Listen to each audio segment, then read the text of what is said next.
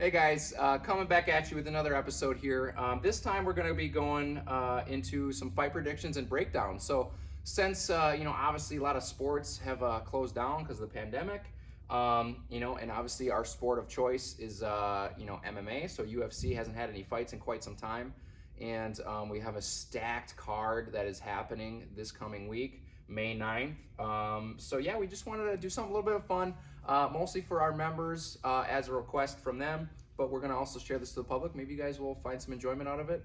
Maybe you won't. Maybe it'll just be a little entertaining for you. So so I'm here with my man Spencer. We're going to dive right into the first fight of the night. So go ahead, my man. What's the first fight in the prelims here? So the first fight to kick off the entire card is Ryan Spann versus Sam Alvey. Ryan Spann, who's just like this aggressive force coming up right now in the UFC, versus Sam Alvey, who's a seasoned guy who's been around for a long time and actually from Wisconsin.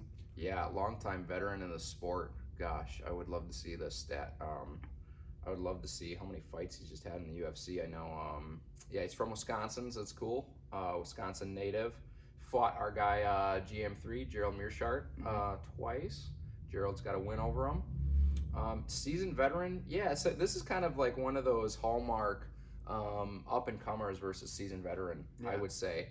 I mean Ryan Spann's rocking a 7-fight win streak, and Sam Alvey's one of those guys where got crazy power. He has that capability to end a fight with one shot. But just in the past, I don't know. I gotta go probably with Ryan Spann with a slight edge. Just trains out of a top gym too. That's up and coming in the sport, Fortis MMA in Dallas, Texas. They've got a lot of upcomers on a huge winning streak. So give me some of your predictions on how you think this fight's gonna go. I think Ryan Spann is just probably like one of the new forces to be reckoned with, and I believe like this fight's taking place in light heavyweight, 205. I think he's just gonna still kind of continue on his streak there and just be very aggressive and overwhelming to Sam Alvey. Which is a shame because I'm a little biased because like him being like Wisconsin native. Yeah. I want to go with him, but my brain's telling me that's gonna be Ryan Spann, like by TKO. Okay, what round do you think? You had to put a round on it. I'll go round 2. Round 2, okay. Yeah. I'm gonna probably go with the same, except I'm gonna say round 1. I think round 1. So I love Sam Alvey, but just going purely not off of preference here of fighter, just of what I think makes sense. Yeah, I think we both agree. I think Ryan Spann takes that by TKO KO. I think round 1, he thinks round 2. So, all right, that's going to be a great fight, though. Great fight to start off the whole card. All right, let's move on. What's the next one we got? Next fight kicking it off is Bryce Mitchell versus Charles Rosa. Good one. Both great grapplers. Probably just gonna be a big aggressive grappling submission match, pretty much for the entire fight. Yeah, I love Bryce Mitchell. I don't know a whole lot about Charles Rosa. Haven't watched a ton of them up until when we started doing some tape study here for this. Real familiar with Bryce Mitchell. Did he win the Ultimate Fighter? I do not know that. I don't know. He did not win it, I don't believe, but he did decent on there. Man, he's becoming a force in the UFC as well. Love his attitude. The whole Arkansas. That famous interview. I come from Arkansas. I love that. Wants the camo Reebok shorts. What's funny enough too, he's got one of only 2 Twister submissions in the UFC. Correct? Yeah. That's crazy. Charles Rosa, good grappler as well, though. Bryce Mitchell, sporting a 12-0 record. Okay. Well, I think we're going to see probably a lot of grappling here. I think that goes without saying. At least I hope so. I love watching good grapplers go at it. Who do you got for this fight? I'm going to ride the Bryce Mitchell train. Yeah. Just because, already too, because I love, kind of like that, I don't know, lack of a better term, that hick attitude he has. Yeah. And, even, posting the tweets where it's, UFC's telling him what color shorts do you want, he's give me camo. Yeah, I love that. And then also, too, just, to, pull off a twister, it's already rare to do. So it's crazy, that's why there's only 2 in the UFC. Yeah. So, and even just to pull it off, even, in your own gym. Yeah. It's, hard to do. Yeah, absolutely. So I just think, the, creative grappling of Bryce Mitchell's going to be too much for Charles Rosa. Yeah. I'm gonna go with that same pick. How do you think he's gonna win? I'm gonna go Bryce by submission. I'll just say round 1. I'm gonna go not to make it different than you. I'm gonna say round 2 or 3. Okay. I think first round would be a feeling out process. Um, and again, these is not to say these are just our picks, right? So remember that, everybody. Man, the sport of MMA, anything can happen.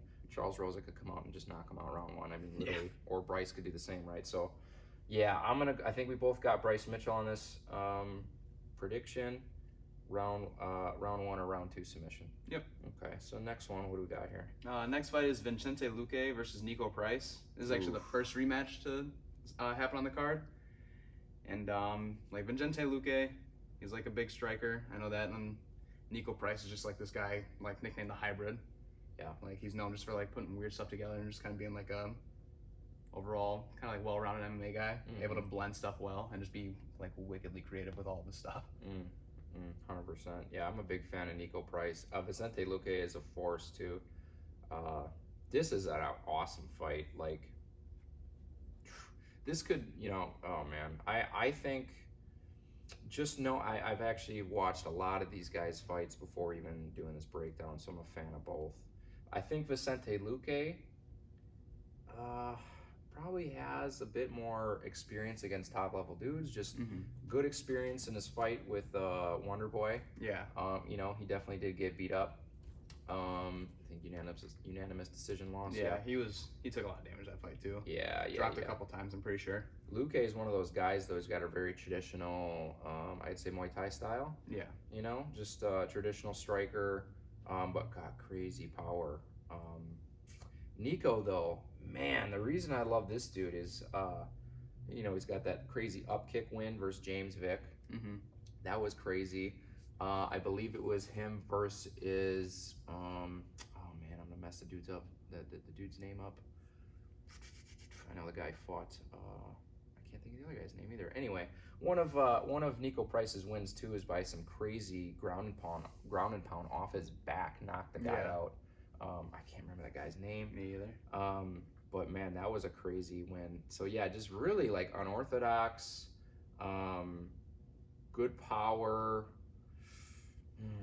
I think he knocked out. Who did he knock out too? I think it was Tim Means. I watched him knock out. He was actually getting beat up in that fight and came back and knocked him out. That was nuts. This is gonna be a barn burner. I'm telling you guys. I guarantee this fight ends with somebody getting KO'd. Who do you got? I could see.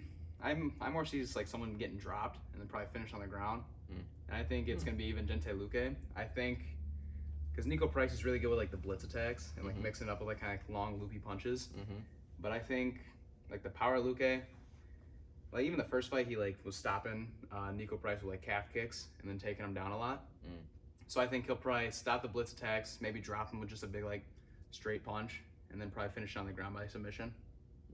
Oh, I like that. That's a little bit different for me. I think I don't have a dog in this one, meaning I'm not going to pick a certain guy. I think this fight is the styles are so crazy. I think it could literally go either which way.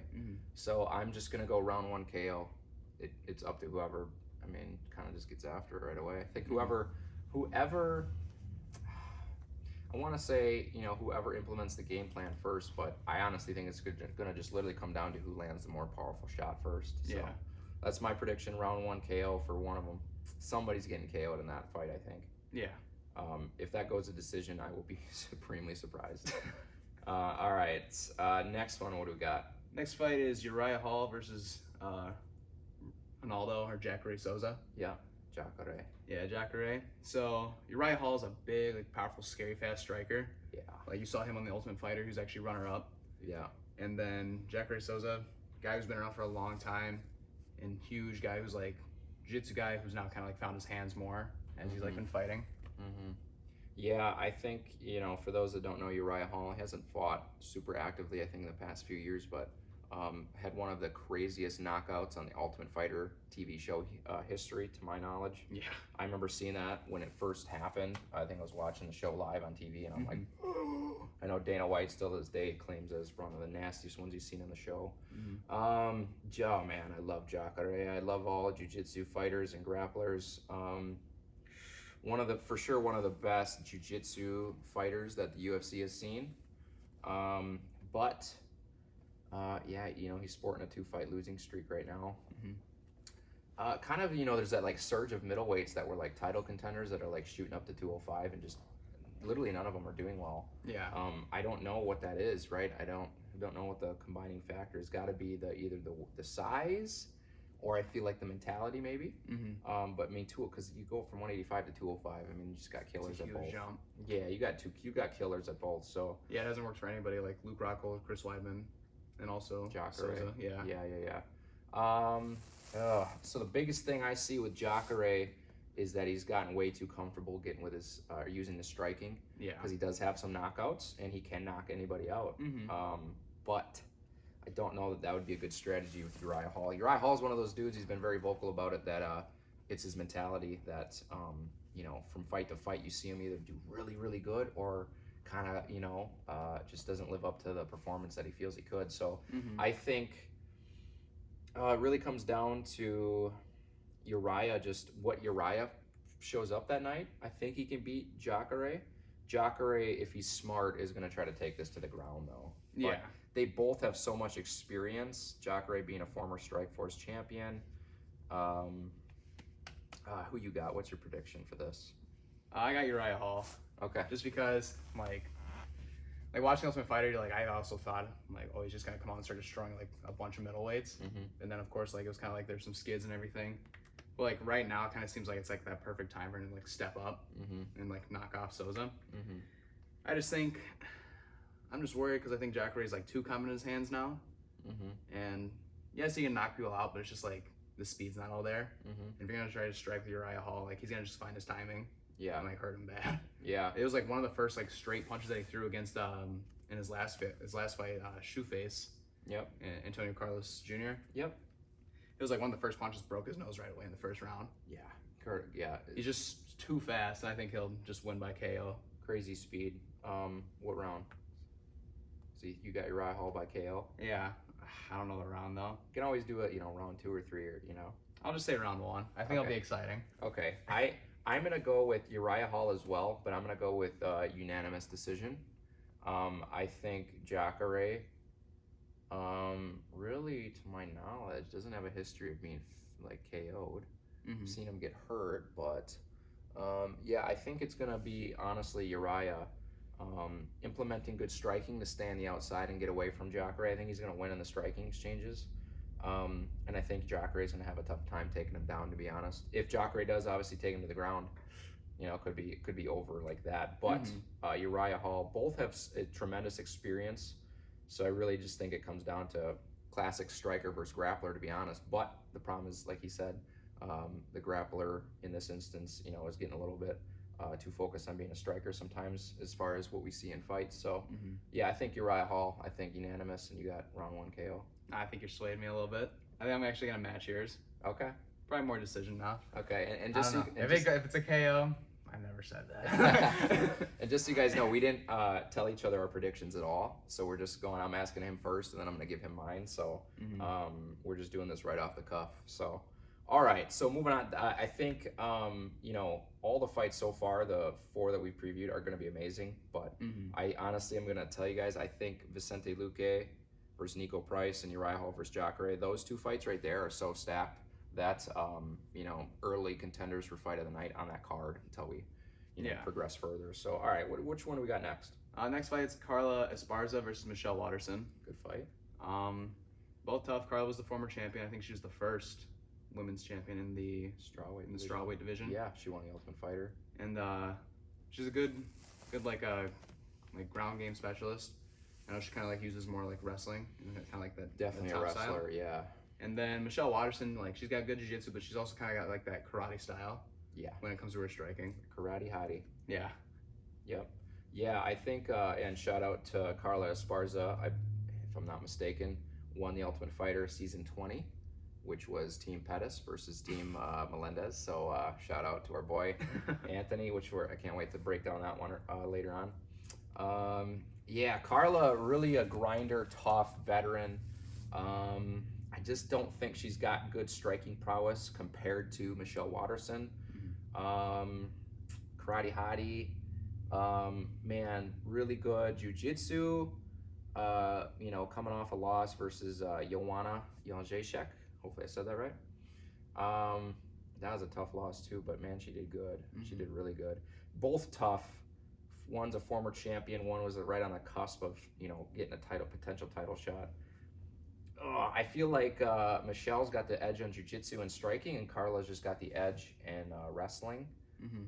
Who do you got? Who do you got? This is kind of a toss-up. I think this is probably the closest fight we're gonna call right now. Yeah. Predict.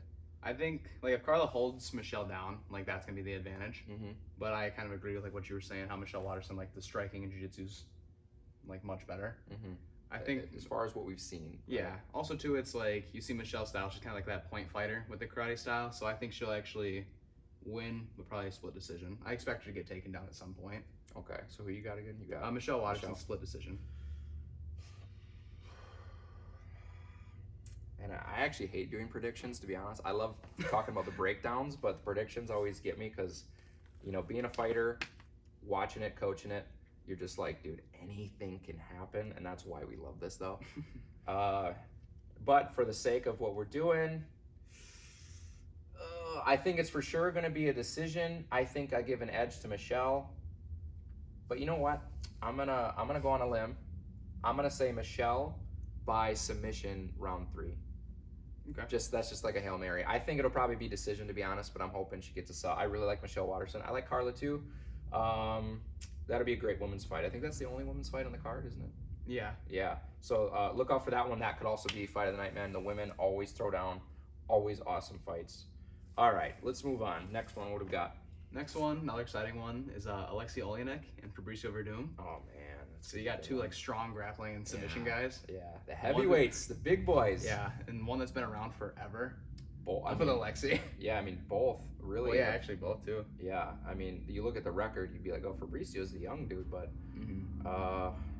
yeah. Man, this is a tough one. Alexei, relatively active, I think.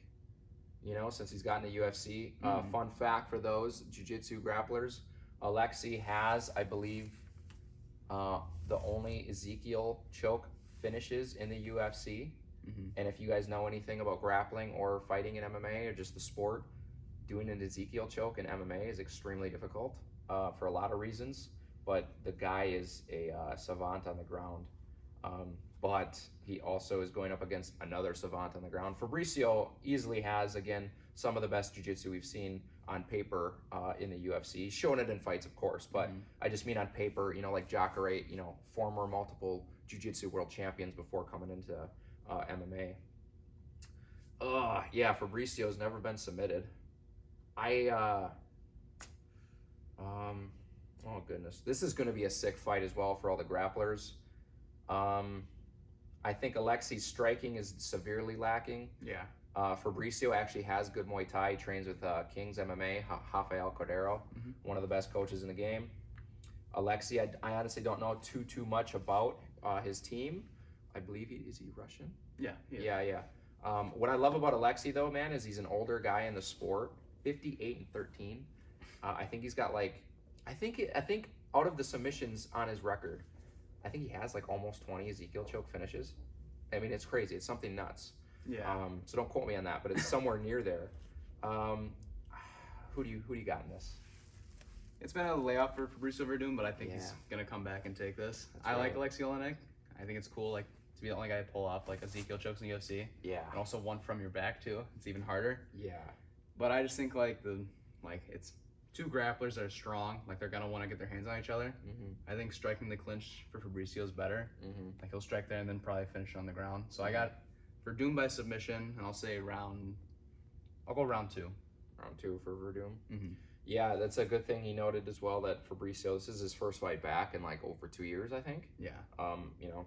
Fortunately had some trouble with USADA there. I don't actually know the details of that.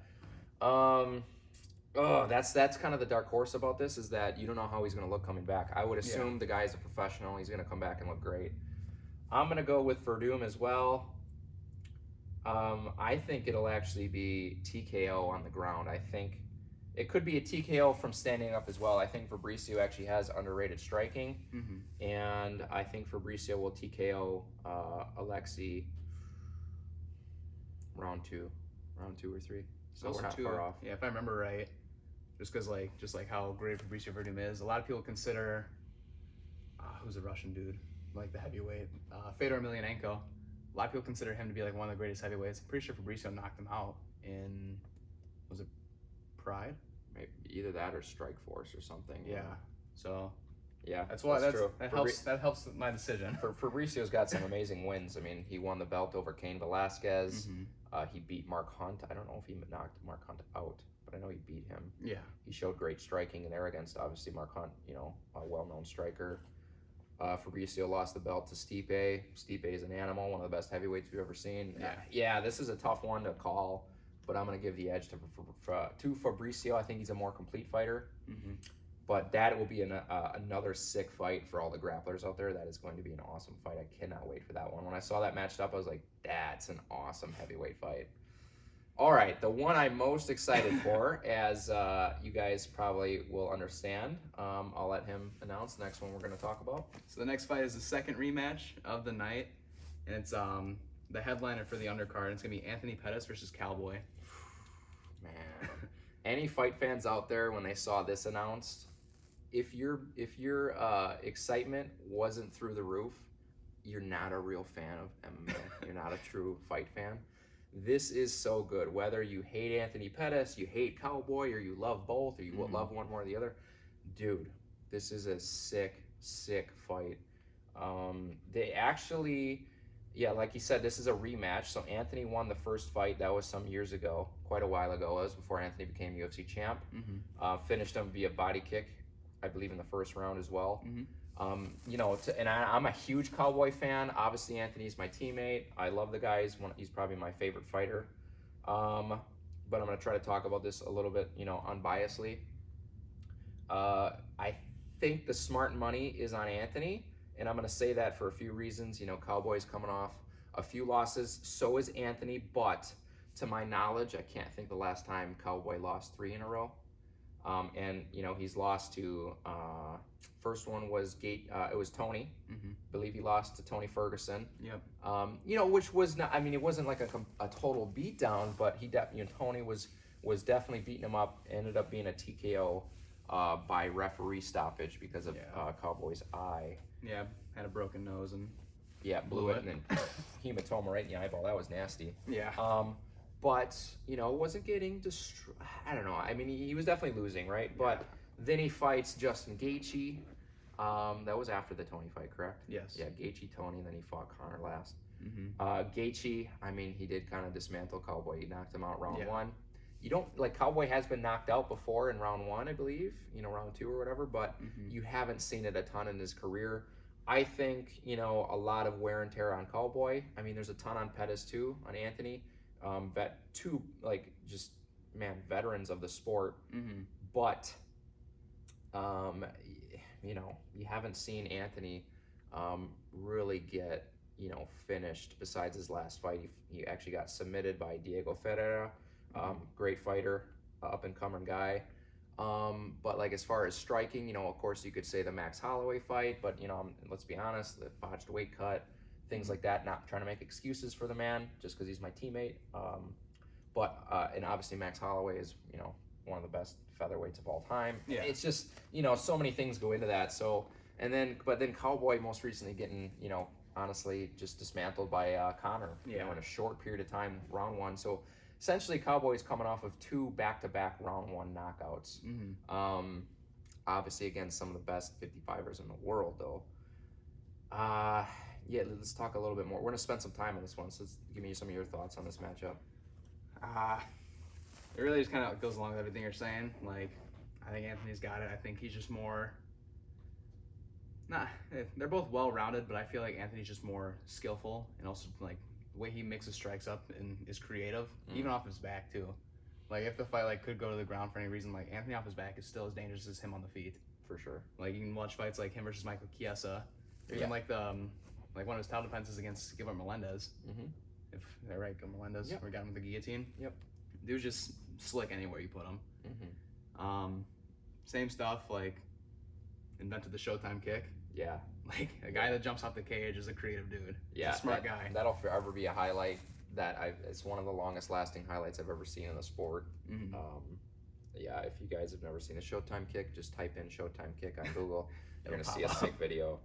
Another thing too is in the past, like it's been known that Cowboy does struggle against southpaws, and Anthony can switch stance really well. Like you'll see him, he'll come out in a southpaw stance to get that liver kick to the body, which is also another thing Cowboys struggle with is body shots. Yeah. Saw it against Anthony the first time, also RDA.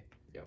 And yeah, I guess you can kind of see where I'm going with this. Yeah. I really got Anthony winning this fight. How do you think he's gonna win? Oh, it's gonna be KO or TKO, like round 1. Okay. That's the way I got it. But one thing I want to ask you too is, do you think there's like a big difference now? It's at 170 this time.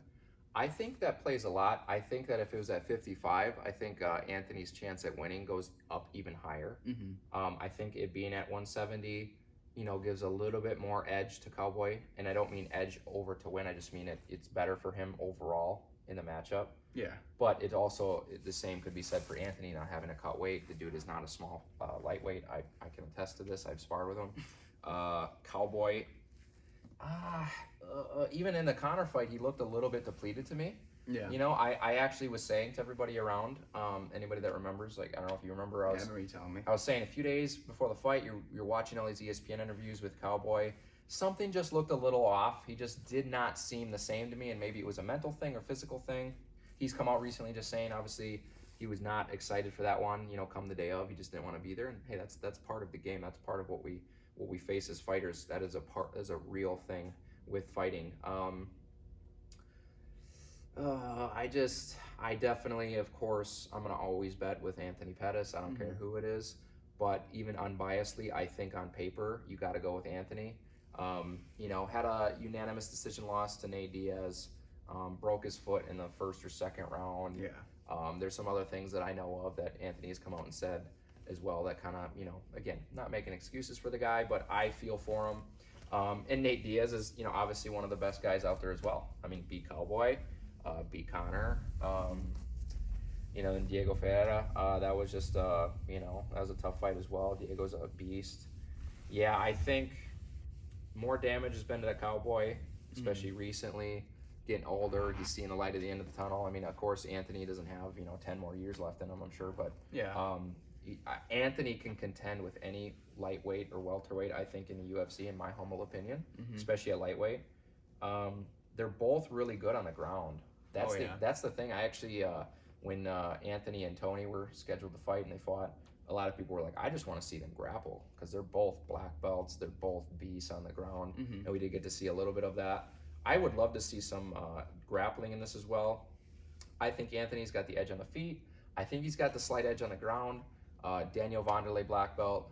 Love you, Professor. I think that's a huge benefit. Cowboy has a ton of submission victories as well. Yeah. I just think that Anthony's more slick on the ground. I think that's a little bit more of his home. Again, Cowboy is very good. He's another black belt as well. But yeah, I mean, similar style of fighters. Anthony a bit more creative. Cowboy definitely more traditional kicker, not a huge puncher. Oh man, I think. What's your prediction? So you had Anthony. I had Anthony via KO or TKO. I just know it's gonna be a finish either. Yeah. I just say it's gonna be a finish from strikes somewhere, either on the feet. But round 1. I think I'm gonna go with Anthony round 2. Head kick. Okay. I'm gonna go specific. Rufus Sport, home of the head kick. Yeah. So we got our man Anthony. That is the headlining of the prelims. That is a sick fight. If the other ones are garbage leading up to this, and not that a fight's ever garbage, right? But if they're not as exciting as anticipated, this will take the cake for sure. Man, that is an awesome fight. All right. Let's go on to, we got the main card next, right? Yep, the main card starts. And kicking it off first is Greg Hardy, the Prince of War, versus Jurgen De Castro. Both guys are like crazy power punchers, something like that's usually like common with heavyweights. Yeah. But just like both have scary, powerful strikes and can just knock anybody out at any time. Yeah. Who do you got for this one? They don't have, to my knowledge, a ton of fights in the UFC. I think Greg Hardy's probably got more. Yeah, it probably has more just due to like Contender Series. Like, Yeah. technically, like, you saw him kind of, like, growing there. I think he's been in the UFC a little longer. I could be wrong on that. Mm-hmm. Who do you got for this one? I'm going to go with Greg Hardy. I think just, like, dude's just scary, and also, like, even as an NFL player, that's just, like, a different breed of humans. Like, he's just scary, strong, and fast. Like, watching him in Contender Series just, like, knock people out just one punch. Like, Tava can do the same thing, but I just think, like, I think there's also kind of, like, a fear factor to Greg Hardy. Like, seeing, like, yeah, he had the one loss to Alexander Volkov. Yeah. Like, he lost to him, and like, that guy's a dark horse in that whole division. Like, very good. Dude's like a skyscraper compared to everybody. His reach can just keep anybody out of harm's way, pretty much. So he's always, like, safe, except for against Derek Lewis. Yeah. But I just think it's gonna either be really quick, 1 minute, like, just scary for Greg Hardy, or it might be a little, like, lackluster if it goes, like, past the first round. Yeah. So what do you got? What round? Greg Hardy, round 1. KO. Yeah. Yeah. I'll probably just go with the same. I don't have a big horse in this one, to be honest. A big pick. I'll probably go Greg Hardy round 1 or round 2. KO. I think Greg Hardy's got a lot of sharpening to do on his striking. But yeah, I mean, you know, he tested himself on short notice against Alexander Volkov. I believe he took that fight on short notice, and went to decision with that guy. That guy's one of the top dudes in the heavyweight division. So, yeah, let's just go with Greg Hardy, round 1 or 2 KO. Okay. All right, next one. Next one, another great one is going to be Jeremy Stephens and Calvin Kattar. I'm pretty sure that's how you say his last name. Calvin Kattar. Yeah, both scary guys.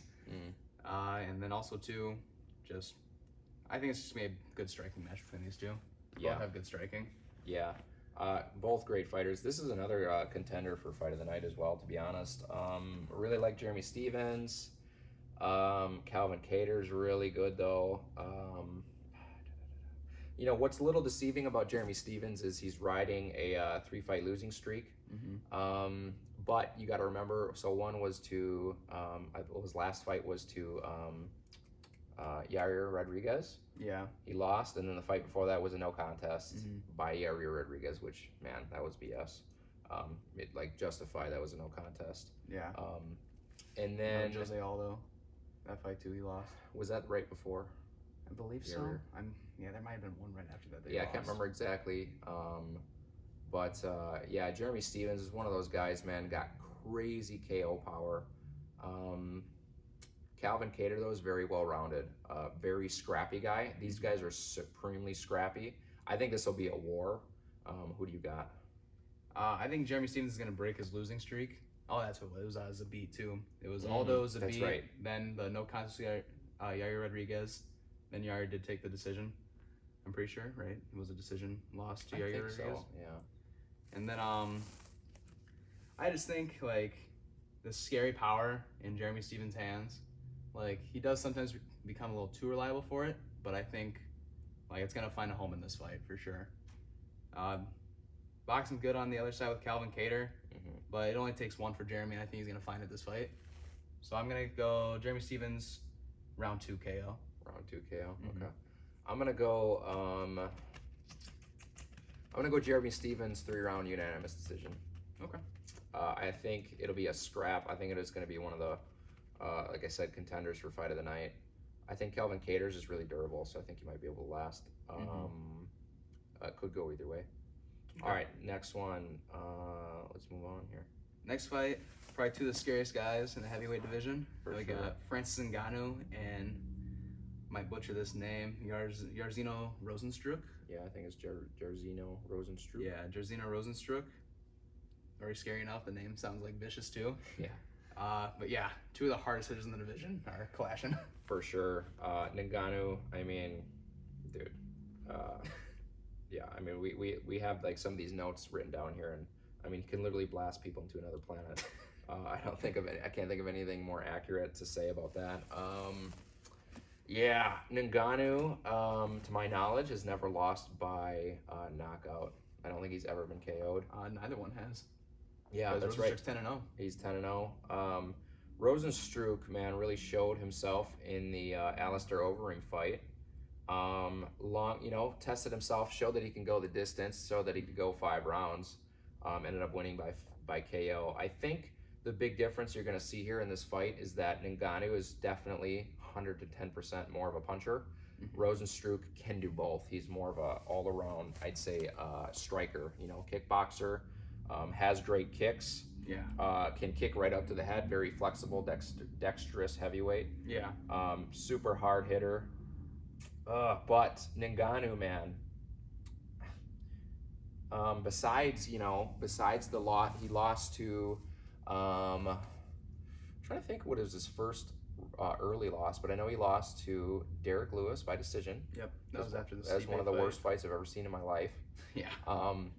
Then he lost, but before that he lost to Stipe. 5-round war. Not one of the more exciting fights, but Stipe showed true champion, will and smart game plan. Strategy just broke Ngannou down, but Ngannou has quite literally just ran through every single other person that he's fought besides Stipe and Derek. Jarinzo, Francis definitely has way more experience, I think, in this terms of MMA, just as in the terms of the people and caliber of guys that he's fought. Rozenstruik's a little bit, he fought Alistair Overeem, knocked him out. I mean, great win, right? But still a little bit untested, a little bit, I would say. Who do you got for this one? I know I got personally Ngannou for via like a round 1 KO, like just nasty, which is also crazy because now the guy's been knocked out, so it's like almost unfathomable like to picture like one of these guys is gonna be out cold. Yeah. But yeah, dude can blast anybody to another planet. It's like watching versus Overeem because he also Ngannou also fought Overeem. Yep. But then just like his last like few fights, like the streaks he's on of like just round 1 finishes, like versus Junior Dos Santos and Cain Velasquez. Yeah, just a scary dude. I know, like watching Rozenstruik fights, I haven't seen like many, but I know he likes to try to piece combos together. But Ngannou can interrupt that really quick. Also just has like a huge reach advantage over him. So I just think Ngannou's just gonna just take him out really quickly. What round you got? Round 1. KO. Yep. Brutal KO. Very. Yeah. I think Rozenstruik is a way more complete striker than Ngannou, but I'm going to go Ngannou as well. It's hard to bet against that guy. I'm going to go round 1 brutal KO as well. So, all right. Now we're on to the co-main. The co-main. We'll get to the main event, but the co-main, man, this is an amazing fight. So let's talk about this one. So we got Henry Cejudo versus Dominic Cruz. So the champ that's no longer champ now. Just only rolls over 1 versus like the almost consensus greatest of all time bantamweight. Yep. I don't know. Both like strong wrestlers, but now Henry has this new like karate style that he's found, I guess. And Dominic's just one of the most like elusive people I've ever seen. Yeah. Dominic definitely has the best footwork I've ever seen in MMA. Extremely unorthodox, extremely intelligent fighter. Absolutely earns the title of like one of the best bantamweights of all time for sure. Henry Cejudo though, man, is on a tear. Was the double champ. He's the bantamweight champ now. His only losses are he has 1 split decision loss to Joseph Benavidez, and then Mighty Mouse the first fight. And then Mighty Mouse the first fight, which he avenged in the fight to win the flyweight belt. Both have beaten similar guys, so both have wins over TJ and Mighty Mouse. But I think the big difference is obviously that Henry knocked out TJ. Yeah, like 30 second. And Cruz, obviously I'd say is more of a, I don't want to say point fighter, but he doesn't have crazy knockout power. He's dropped Uriah Faber in their last fight. He's got a couple TKO wins. He had one over I can't think of his name, but it was his comeback fight, 50 seconds TKO. Mizugaki. That's it. Yep. I mean Henry Cejudo is a gold medalist, Olympic wrestler. Yeah. Cruz has crazy good wrestling as well. Some of the best footwork and like transition from striking to wrestling I've ever seen in MMA, to be honest. The way he just transitions it and the fluidity between it. Huge layoff. I think the biggest thing here is that Cruz hasn't fought since losing to Cody Garbrandt in 2016. I mean, that's a long time. That's 4 years. Cejudo has been really active. This is a tough one. My favorite, right? Like I'm favoring Dominic Cruz. I love that guy. I agree. I like Cejudo. You know, you call him Triple C, the king of cringe or whatever. I think it's funny. I think he just tries to rile people up, and he does a good job of it. I think Henry Cejudo is a good dude. I think he means well, but definitely the king of cringe right now. Yeah. Got crazy good performance wins though against Marlon Moraes, where he won the bantamweight title. Beat Mighty Mouse, beat TJ Dillashaw. Obviously, TJ dropped down weight class. And that always adds a little bit of a element that you're like, don't know how it's gonna go. Yeah. But I mean, he won the fight. Gosh, this is a tough one, man, because it more so comes down to like what my heart wants and what my head says. Yeah. How it's about the exact you? same for me. Yeah. What's your prediction for this one? It's just like only one thing that's like different. It's hard to say because Dominic's been gone forever. Like the last time he fought, Ronda Rousey was still in the UFC. Like Crazy. she was still fighting. Like she came back. Yeah. Dominic's just been so injury prone. He's like the only thing stopping him is himself. Yeah. But one thing I see is like Henry won't be able to grind this out with him. Like even though Dominic hasn't like fought, he's still been training. Like just go look at his Instagram. He's still training like almost every day. He's obsessed. I just don't think Henry's gonna be able to try to grind this out like he did against Marlon Moraes. He like broke Marlon, just made him give up. I'm gonna listen to my heart a little bit more than my brain on this one though. I'm gonna take Dominic Cruz via decision. Unanimous or split? I'll go split to make it interesting. Okay. I think so. The biggest thing is when you see somebody coming off a layoff, like we touched on earlier with Fabricio Verdum, 2-year layoff. I don't think layoffs have anything to do with Dominic Cruz. He's very vocal about ring rust not being real. He believes that. I know he does, and I actually do agree with him. I don't agree in that.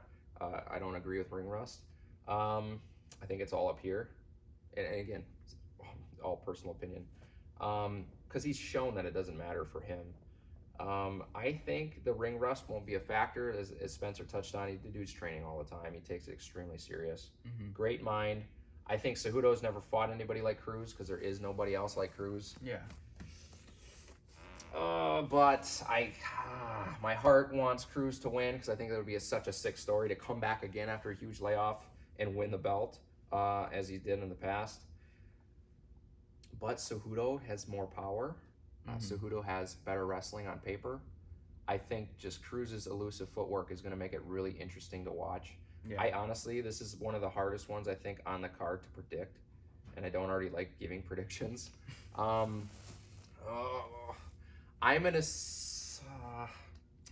so back and forth on this. I'm kind of coming up with these predictions as we talk about them, to be honest with you guys. I think I'm going to have to again go with not a dog on this one and just say that I think it's going to be unanimous decision for one of them. Okay. I don't think that it'll actually be that close. I think one person's going to implement the game plan. Who that is, I don't know. So yeah, I'm going to go with that. I don't think. I'll say this. I'll sweeten it up a little bit. I do not think Cruz gets finished in this fight at all. I agree with you. So if he loses, it'll be by decision. I think it'll either be he gets held down or just gets outpointed. If I had to say somebody got finished, I would probably say it would be Cruz, meaning like if the fight was to say stop in a stoppage, my guess would be that Henry stops him by like TKO ground and pound or like somehow catches him on the feet. But I don't think Cruz will get finished at all. So I think either which way, this is a decision, loss or win for Cruz. So yeah, I'm going to have to go with that one. Okay. A little bit even on the field with that one, so. Nice. All right, so now next one, guys. Wow, another crazy fight. Yeah. Main event, let's talk about this one. Like, I know a lot of people were looking forward for Tony and Khabib, but I don't think anyone's mad about this matchup. It's going to be Tony Ferguson and Justin Gaethje. Crazy fight. Two of like the craziest dudes in the lightweight division. Both just destroyers. You look at all their like past fights, they're just like finishing people a lot. Justin's a good striker, but also has a really good wrestling pedigree that is pretty much underutilized. You don't really even know. And then Tony, crazy striking that's creative too, just devastating like elbows, but then also too, he's a black belt in 10th Planet Jiu-Jitsu under Ed Bravo, right? Yep. Yeah. Crazy Imanari roll. Crazy, like, wicked long arms. He's always dark choking people. Tell me what you think. Oh, man.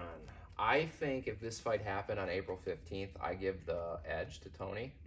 But because, even though, granted, it's a few more weeks, I favor Justin Gaethje because I'm gonna give you a little backstory on Gaethje here. He got into the UFC. He was a WSOF champion. I believe he was 17 or 18-0 as a pro fighter. Yep. Crazy wars, took a ton of damage. Gets in the UFC, fights Michael Johnson, who I think at the time was probably top 5 or top 10, probably top 10. Yeah. Michael Johnson, great fighter. Back and forth fight, but then he ends up winning by stopping him. Round 2, I think. I think round 3. It was either one. He still stopped him. It was later in the fight for sure, but took a ton of damage, was an amazing fight. But then he fights Eddie Alvarez, former UFC champion. Then he fights Dustin Poirier, former UFC interim champion. Yep. And loses by stoppage to both of those guys, but it makes it an insane fight the whole time. Loses 2 stoppages, so he loses the 2 first fights of his entire career back to back by finish. So he gets stopped. Comes back, reinvents himself in a sense. Is he way different of a fighter? I mean, no, but he's more patient and he's more calculated. Now he's on a 3-fight first round KO streak. Yep. I think it's so inspiring to see that. You go on a 2-fight losing streak, your first ever losses of your entire career. Then you come back and you win 3 straight in a row against killers by round 1 KO. Dude, nuts. Knocks out James Vick. Love to see that. Just talked a lot of shit. That was just an amped up fight. That was fun to see. Yeah. Knocks out James Vick. Knocks out Edson Barboza. Yeah. When's the last time we saw Barboza get knocked out round 1? And also, too, trade leg kicks with Barboza. He did, yeah. Stood there and took leg kicks and also gave him back too. Yeah. And then he knocks out Cowboy, who again, he has been knocked out in the past, but you just don't see Cowboy get dismantled like that very often. So yeah. Man, Tony, dude, is such a dark horse. That guy is crazy, and I mean that with the utmost respect. That guy, I think that makes him an even better fighter is how crazy he is. Crazily obsessed with the sport, crazily obsessed with fighting. Just his personality, I think, is why he's such a great fighter. The things we got to think about here is that Tony is on an incredible win streak.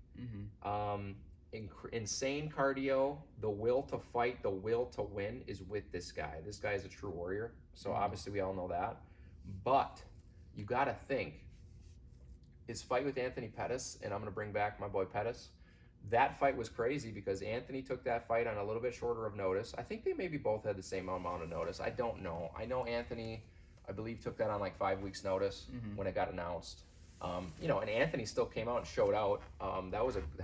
Had that gone 3 rounds, you could probably say it was maybe fight of the year. But Anthony did rock Tony pretty bad. He dropped him. He dropped him bad. And honestly, that could have been the end of that fight for Tony. It was very close. And we have seen Tony get dropped before. He has been rocked. He has been hurt before. Yeah. Doesn't all the time, but the guy is incredibly durable. I think the determining factor here is just that Gaethje has crazy knockout power. He has crazy durability as well. And he's got good cardio. And I think with the added time that he's had for this fight, I think is going to definitely benefit him greatly. I think the longer the fight goes, the edge is to Tony. Yeah. I think in the first 3 rounds, Gaethje is extremely dangerous. I mean, he's dangerous all throughout the fight, right? Yeah. But I think the longer it goes, Tony will just wear out Gaethje, and I guarantee his game plan is probably going to be to wear him out. As he's been training longer than him for this fight. Who do you got for this? I kind of might be more like you on this one, and might not have a for sure set decision. But I kind of agree with what you were saying. Even Justin Gaethje's come out and said he's I have about 2.5 rounds to get him out of there because he knows if the fight goes on longer, Tony's most likely going to take over. But that was when the fight was supposed to happen on April 11th, so he's got more time. That's true. So that was his prediction on basically a 2 or 3 week notice. Yeah. I still think I have a set prediction, so I'm curious to hear yours. Okay. I'm not back and forth on it. I'm very I'm set on it. I'll probably make my decision right now. Okay. I do think just knowing Justin, if you watch his fight with Michael Johnson or really any of his other fights, he could start to fade after the end of the 2nd round, depending how crazy aggressive he comes out. He does come out aggressive in a lot of his fights. Both are very hittable, but both also land a lot. Both crazy at dealing damage to their opponents. Strong leg kicks with Justin Gaethje, and I still think Tony's knee is still messed up because he took the rehab in his own hands. I just don't think he's been hit by someone like Justin Gaethje yet. So I think, making the prediction right now, I think Justin's going to come out super aggressive, and I think he's going to connect with something. So I have Justin Gaethje by TKO. So that's funny. I have Justin Gaethje by round 1 or round 2 KO. Okay. Yeah, I guess, really giving it to Tony. The guy is so durable. It might be more of a TKO. So the funny thing is, although I'm very concrete in my prediction, I just think stylistically, Gaethje against Tony, I think Gaethje has what it takes to KO him in round 1 or 2. But that's not to say that Tony doesn't just submit Gaethje or take him down somehow or hurt him on the feet a little bit and then turn it into a dogfight, which it's going to be. So I think if Tony's gonna take him down anyway, it's probably gonna be from like an Imanari roll. Something weird. I don't think it's gonna be just like a regular blast double or single leg takedown. I think the wrestling of Justin Gaethje will dismantle that. Yeah, because the thing is that we know for sure Tony's gonna move forward and pressure. That's what he's best at. I don't think he knows anything but that. And really, the test is just to see how Gaethje responds and if he's able to keep Tony off or land a powerful enough strike to, change kind of like the way that the pace is going to be from Tony. So, yeah, I mean, this fight legitimately could go either which way. I'd say if you had to bet, if I was going to bet money, I probably would bet Tony, right? Like probably decision. Yeah. But I feel in my heart of hearts that I think Gaethje's going to get it done. Either of these guys versus Khabib would be an amazing fight. I still want to see Tony though versus Khabib. Yeah. But Gaethje versus Khabib too, that would be a crazy fight as well. So whoever wins this fight, it sets up an amazing fight. Oh God, yeah, for sure. For either with for the title, to now then unify the belts against Khabib. And then even now you got Conor's return, makes it even crazier what's gonna happen with that. I love to watch Dustin Poirier fight too. Just anything. It's just no matter what, it's gonna be a win-win. For sure. Excuse me. And I think the main event, Tony versus Justin Gaethje, Tony Ferguson versus Justin Gaethje. I think this is probably early contender for fight of the year. Yeah. Well, it's one of the only fights of the year, so. Yeah, that's true. That's a good point. All right, guys. Well, I hope you guys all enjoyed. This was a ton of fun for us. As I said earlier, mostly did this for the benefit of a lot of our gym members requested it. We kind of brought it to them as an idea, and they were all resounding dude, for sure. I think everybody can, align with us in the sense that we are stoked to have some fights back in our life. I hope everybody's staying safe and healthy out there with all of this pandemic going on. And hopefully, like I said earlier, that maybe some of you fight fans that maybe are not super into the sport, but you like UFC, maybe this is informative for you and you're like, oh crap, I can't wait to see that fight now or watch this fight because of some of the info we provided. And if not, maybe it just entertained you guys and got your head spinning a little bit with predictions. Otherwise, maybe it sparked some controversy and you can comment below with some of your predictions for the fight. Maybe if you think we're totally off base, let us know in the comments. Let's talk about it a little bit. Otherwise, thank you so much for tuning in, guys. Really appreciate your time. Enjoy the fights May 9th, I believe on ESPN+. It's going to be a stack card. Catch our guy Anthony Pettis versus Donald Cerrone. That's the fight I'm most looking forward to. The rest of the card, though, is just super stacked. So enjoy, guys.